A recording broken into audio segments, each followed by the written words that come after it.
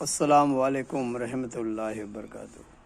بھائی دوستو، بزرگوں، عزیز ساتھیو، اللہ رب العالمین کا بڑا کرم اور احسان ہے کہ اس نے ہمیں ایمان کے ساتھ رکھا ہے، اور دعا کرتے ہیں کہ جس کے پاس ایمان ہے اللہ تعالیٰ اس کا قوی اور طاقت والا ایمان بنا دے، اور جس کے پاس ایمان نہیں ہے اس کو ایمان عطا کر۔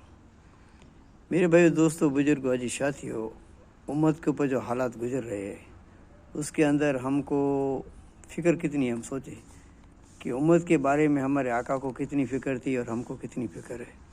آج امت بیچاری بہت پریشان ہے، کتنی پریشان ہے۔ اب دیکھو تو اگر آپ کا ایمان ہو تو کھانا بھی آپ نہ کھاؤ، ایسے حالات امت کے اوپر گزر رہے، لیکن ہم پھر بھی کچھ نہیں غور فکر کرتے ہیں۔ بس کماتے کیوں؟ کھانے کے لیے، کھاتے کیوں؟ کمانے کے لیے، بس اسی میں زندگی گزار رہے ہیں۔ بڑی بڑی تقریریں، بڑی بڑی آوازیں جلسے میں، جلال میں آ کے کر لیتے ہیں۔ میرے پاس ایک آدمی آیا، اس نے بتایا کہ باپو ہم نے اپنے نبی کی ایک سنت استعمال کرتے ہیں، صرف ایک سنت، اور ہمارا کوئی بھی گرو اس سنت کے بنا نہیں ہے۔ جب ایک سنت کے اوپر اس کو عزت ملتی ہے، لوگ ان کے سامنے پرنام کرتے ہیں، لوگ ان کے سامنے سجدہ کرتے ہیں۔ ایک ہی سنت میں بولا، وہ کیا ہے؟ کون سی سنت ہے؟ بڑا چہرہ داڑھی رکھنا۔ کوئی بھی ہمارا گرو چہرے بنا نہیں ہے۔ تو جب آپ کے مومن بھائی کو اتنی عقل نہیں ہے کہ اس چہرے کو کچھ نہیں جانتے، اس کی قدر قیمت کیا ہے؟ ہمارا کوئی بھی گرو بنا چہرے والا آپ کو دکھائی نہیں دے گا، کیونکہ ایک چہرے کے اوپر اگر اس کو اتنی عزت مل رہی ہے اور لوگ گرو گرو اس کو کہہ رہے ہیں، تو آپ تو اتنی ساری سنتیں استعمال کرو گے تو آپ کو ایمان ملا ہے تو آپ کے درجے بھی بلند ہو جائے اور آقا بھی خوش ہو جاوے۔ تو ہمارے گرو جتنے بھی ہیں نا باپو، کوئی بھی گرو آپ کے جس طرح مولانا چلا چلا کے جو تقریریں کر رہے ہیں نا، ہمارا پاٹھ رامائن گیتا بیربل جو بھی ہے نا، وہ کوئی بھی ہمارا گرو اسی طرح گیان نہیں بانٹتا ہے جسی طرح آپ کے مولوی لوگ گیان بانٹتے ہیں۔ اس کے بارے میں آپ کی کیا رائے؟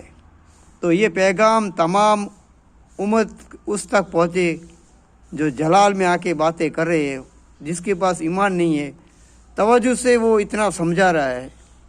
ہم کو غور فکر کرنی چاہیے کہ بنا ایمان والے کے پاس سنت کی اتنی قدر اور قیمت ہے، جس طرح ہمارے پاس کچھ بھی نہیں ہے تو ہم ایمان والے کتنے ہیں؟